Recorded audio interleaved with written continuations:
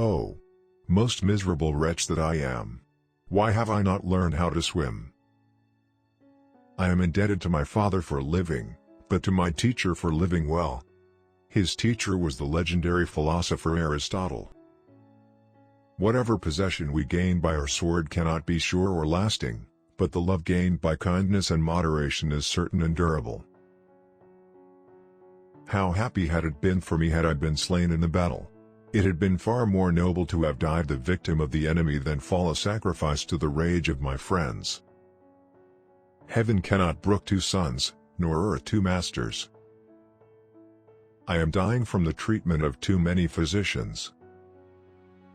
You shall, I question not, find a way to the top if you diligently seek for it, for nature hath placed nothing so high that it is out of the reach of industry and valor. True love never has a happy ending, because there is no ending to true love. Shall I, that have destroyed my preservers, return home? How great are the dangers I face to win a good name in Athens! In the end, when it's over, all that matters is what you've done. Bury my body and don't build any monument. Keep my hands out so that people know the one who won the world had nothing in hand when he died. I do not pilfer victory.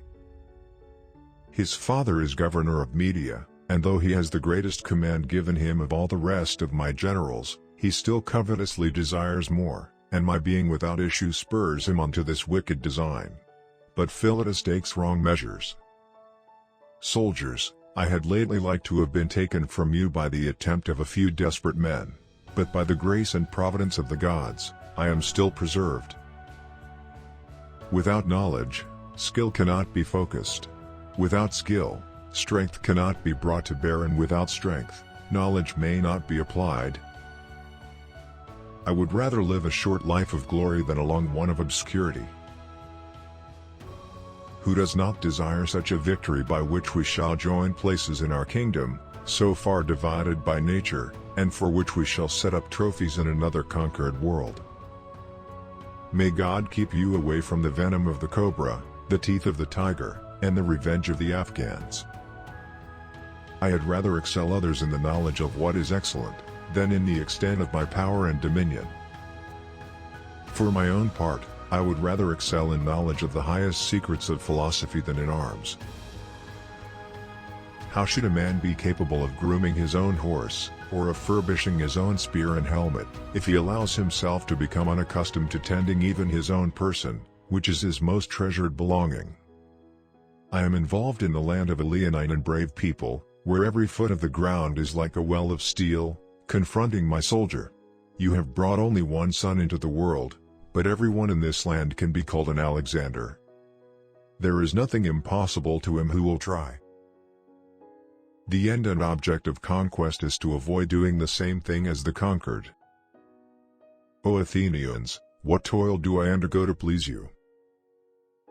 Toil and risk are the price of glory, but it is a lovely thing to live with courage and die leaving an everlasting fame. Let us conduct ourselves so that all men wish to be our friends and all fear to be our enemies. With the right attitude, self-imposed limitations vanish. My father will anticipate everything. He will leave you and me no chance to do a great and brilliant deed. I wish that the Indians believed me a god, for upon the report of an enemy's valor oftentimes depends the success of a battle, and false reports have many times done as great things as true courage and resolution. So far as I am concerned, I could not be accused of having set eyes, or having wished to set eyes, upon Darius' wife. On the contrary, I have refused even to listen to those who spoke to me of her beauty. God must have loved Afghans because he made them so beautiful. God must have loved Afghans because he made them so beautiful. Now you fear punishment and beg for your lives, so I will let you free, if not for any other reason so that you can see the difference between a Greek king and a barbarian tyrant, so do not expect to suffer any harm from me. A king does not kill messengers. There is something noble in hearing myself ill spoken of, when I am doing well. There are so many worlds and I have not yet conquered even one. I am not afraid of an army of lions led by a sheep, I am afraid of an army of sheep led by a lion. I do not steal victory.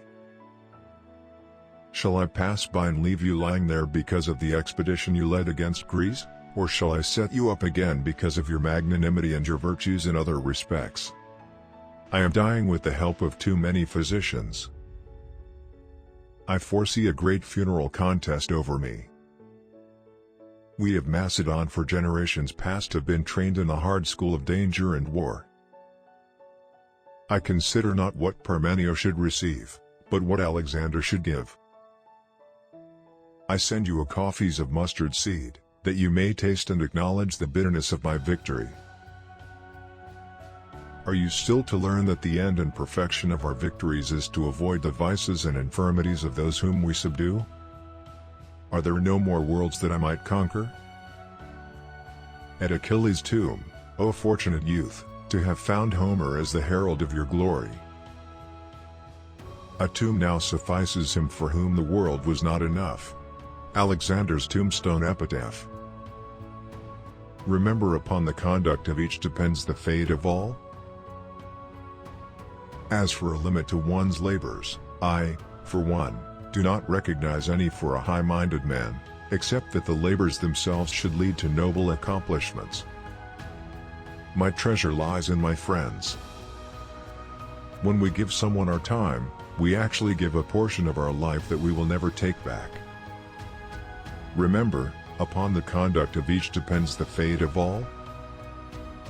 Upon the conduct of each determines the fate of all. There are no more worlds to conquer. But truly, if I were not Alexander, I would be Diogenes. There is nothing impossible to him who will try. An army of sheep led by a lion is better than an army of lions led by a sheep.